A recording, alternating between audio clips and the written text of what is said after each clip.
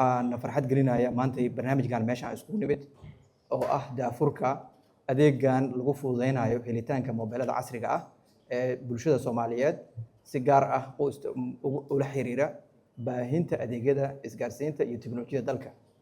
runtii barnaamijkan wuxuu daaweynaa cilad weyn oo ka jirtay suuqa tiknoolajiyada dalka, ciladaas oo ahayd awooditaanka iyo helitaanka madaxa telefoonka.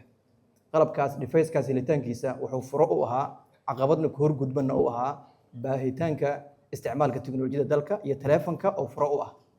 qofka marka uu horeyso adeegga bilaabayo waxaa looga baahan yahay maalgelin oo uga baahan yahay madaxa telefoonka kaasoo culays ah. horey wax looga qabtay oo waddankeena is culays ka haysan dhinaca qiimaha waa noo fadhiyaa, qiimahaasna wixii laga dhimi kara gaar waay, laakiin hadda average-ka adduunka marka la fiiriyo waxaan ka midnahay wadamada ugu fiican dhinaca qiimaha. dhinaca baahintii kaabihii isgaarsiinta iyo connectivity-giina waddankeena wuxuu maraa meel aad u fiican oo ka horeysa wadamo badan oo maalgelin badan ay ku sameeyeen dowlado ama deyman u qaatay si ay u gaaraan coverage-gaas intaas la eg. waddankeena ayadoo $1 deyn ah ka gelinin, dowladduna is lacag ku bixinin, waxaa adeeggaa suurtogeliyey ganacsatadeena oo ay ugu horeyso shirkadda Hormuud. taasna waa ku ammaanan yihiin. caqabadda maanta na haysatay oo aan halkan u fadhino waa xalkeeda oon insha Allah rajeynayno inay wax weyn ka qaban doonto suuqa isgaarsiinta, isticmaalka iyo qaadashada telefoonka iyo baahinta adeegyadaasna waa maanta fursad fiican. halkan shirkaddan Gadphones iyo Hormuud partnership-koodana waa u hambalyeynayna. waxaan rajeynaynaa wax weyn ku soo kordhi doonto suuqa in laga faa'iideysto adeegga 5G ah oo dhawaan ay daafuran shirkadaha isgaarsiinta oo Hormuud ay kow ka tahay. adeeggaas laguma heli karo mobiladii hore la haystay oo magacyada lahaa niclo dheh, mobiladaas ma support kari karaan.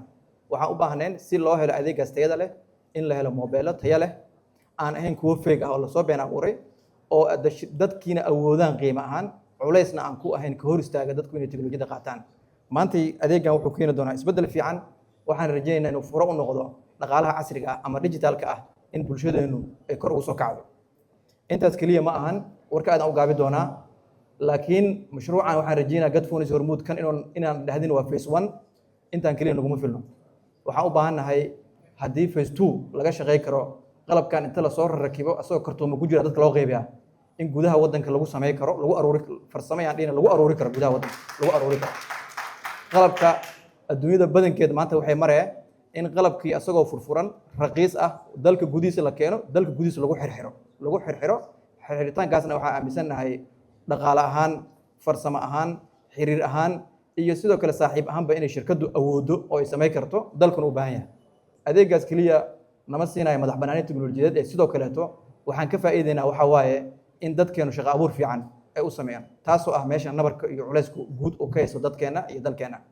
midda u dambeysana ay noqon doonto midkaasna waxaa raaci kara sidoo kale dayactirka mobilada. mobilo badan oo dalka yaala oo dib u baahan inta loo farsameeyo, loo warshadeeyo ayagoo second hand ah, tayana la dib loo iibi karo. waddan gudihiisa ma lahan qalab badan oo cilado yar qaba oo aan lahayn qaab dib loogu farsameeyo oo la tuuraa jira. kuwaasna waxay badinayaan iyo wastigana waa badinayaan, dhaqaalena waa naga khasaarinayaan, fursado shaqana waa naga dayacayaan. hamiga saddexaad oo mashruucan dhigi karna phase 3 aan u bixi doonana waxaa waaye gudaha dalka in lagu sameeyo mobilka. wax diidaya ma lah, shaqaalena waa haysanaa raqiis ah, qalabkii waa la heli karaa, tiknoolajiyadana waa la heli karaa. qorshahaas ha qaato dhowr sano, laakiin waxaan isleeyahay wax la gaari kara waaye. annagana haddii aan anagu hadlaya magaca NCA, wasiirkii wasaaraddana uu joogo, waxaan ballan qaadaynaa wixii kaalin oo dhinacan ku soo aaday hadday tahay laysin, ruqsad, xiriir, fududeyn iyo shuruuc inaan dhinacayna dhammaystirno. aada u mahadsantihiin, waa idiin hambalyaynaa mar kale.